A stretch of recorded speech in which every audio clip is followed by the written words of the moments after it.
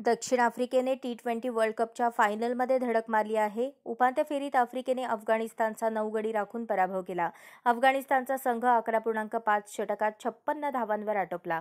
प्रत्युत्तरात आफ्रिकेने केवळ 1 गडी गमावून लक्ष्य गाठले। त्रिनिदाद येथील ब्रायन लारा क्रिकेट स्टेडियमवर आज अफगाणिस्तान आफ्रिका सेमीफायनल खेळली गेली।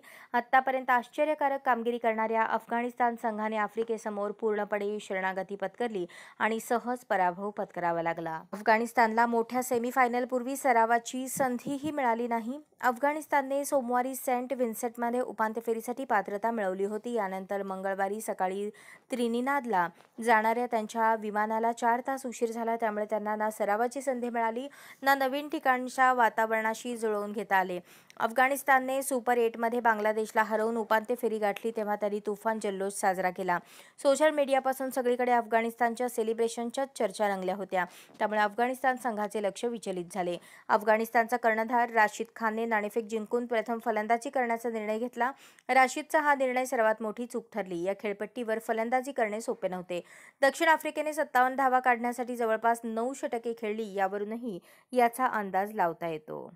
अशाच नवनवीन अपडेटसाठी जनता राज्य न्यूज चॅनलला सबस्क्राईब करा, लाईक करा आणि शेअर करायला विसरू नका।